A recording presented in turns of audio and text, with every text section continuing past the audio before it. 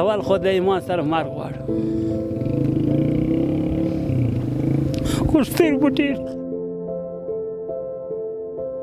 یوه خیمه یې راکړې ده نور شی موږ ته نه دي راغلي تاوانونه خو بیخي زښتر زیات دي چې بیخي په حد نه جوړېږي.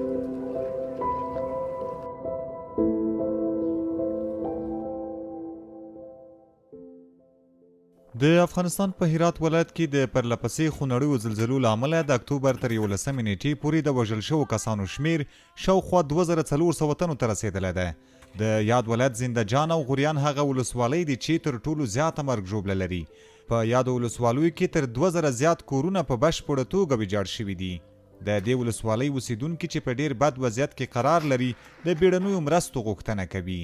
دوی وایي چې تر دې دمه یوازې خیمې ورکړل شوي دي. مرستې خو اندک شوي دي یوه خیمه یې راکړې ده نور شی موږ ته نه دي راغلي چې یعنې غذا راغلي وي چې موږ ووایو چې موږ ته نه دیګ پاتې دی نه کاسه نه وریژه لرو نه غوړي لرو نه مالګه لرو د څو شپې پکت اوبه او ډوډۍ وچه ډوډۍ موږ خورو نور شی نه لرو. مرستې هغه اول مرستې خو رسېدلې دي دغه خیمې میمې هېر کړي دي نور داسې شی نشته دی موږ څه. مېرمنې او ماشومان ټول په بد حالت کې دي د غاړې کالي نشته بوټ نشته وروره ګله ناجوړه دي یخ ویلي دي دوست د شپې ټول ټوخېږي وروره ګله او په دغو خیمو کې د موږ ګزاره نه کړي. دغه ملک چې دی ډېر یخ ملک دی باد لري. دا څه وکړو دا کمپالو نالي چې یو دغومرې ولرو چې دغه مو وسي پرده مو خو نو ژمی د دې خوا راغی که په دغه سرپار کې موږ وسو په دغه درس کې موږ پاتې سو او سبا دغه زموږ نور کوچنیان هم یخ وژني. خو که دولت غواړي نور خارجي کشورونه غواړي خو موږ ته یو چیرې مایا کې په یو درس کې یو بمبه یو شی وشلی وي چې یو 2 لوټې سره بیا سر په سر سپین ږیري سوي دغه زامن مو که پاتې دي دغه 4 ورځې بیا بیرته په هغو کې ژوندون وکړي. د هرات زنده جان ولسوالۍ هغه کسان چې د کورنۍ ډیری غړي وژل شوي وایي په داسې حالت لیدو د ځان لپاره هم مرګ غواړي. دوی وایي هر څه یې له منځه تللي او پاتې د کورنۍ غړي یې سرپناه نه لري. د اول خو د ایمان سره مرګ غواړم خو سترګو ډېر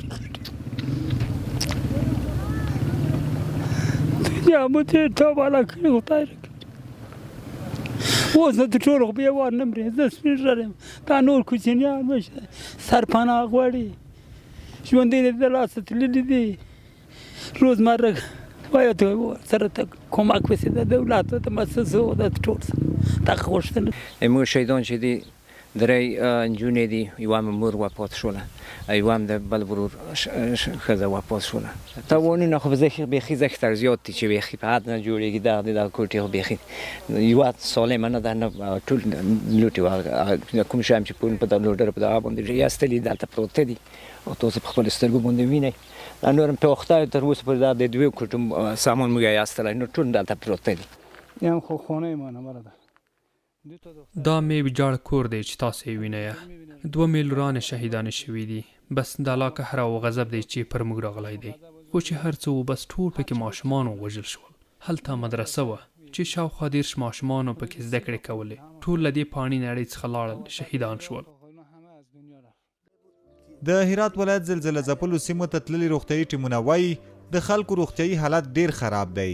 دوی وایي تر خپلې وسې مرسته کوي خو په خبره یې د ټپیانو شمیر ته په کتو دلته لا ډېرو هرړخیزو مرستو ته اړتیا لیدل کیږي. خواست ما یکی کمک ها زیاتر مردم نیاز دارن. زموږ غوښتنې همدا دي چې دا خلک بیړنیو مرستو ته اړتیا لري ځکه دلته یو ډېر بیړنی حالت دی. خلک له ګڼو ستونزو سره لاس او ګریوان دي. په روغتیایي او ځینو نورو برخو کې چې کومې مرستې شوي دي بسنه نه کوي. باید زیاتې مرستې وشي. موږ به هم د خپل وس برابر مرستو ته دوام ورکړو. هستیم د خدمت. دا خلک ډیر کمک ته ضرورت لري. د شپې ډوډۍ نه لري د ورځې ډوډۍ نه لري کالي نه لري ټول کورونه رنګ بنګ شول.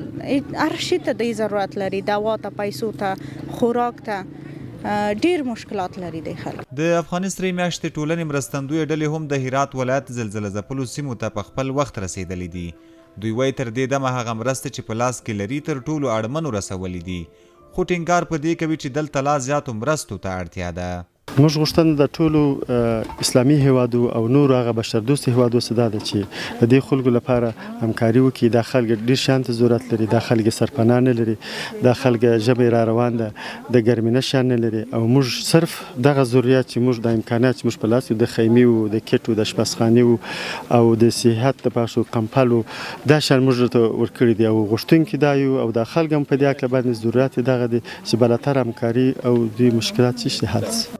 د هرات ولایت له تېرې شنبې ورځې را په دې خوا د ریختر په کچې د 4.3 درجو په شدت قوي زلزلو 2 ځلې لړزولی دی چې په پایله کې د یاد ولایت زرګونه خلکو ته ځاني او مالي زیانونه اړولي دي او دا په یاد ولایت کې د تاریخ یوه تر ټولو خونړۍ زلزله ښودل شوې ده.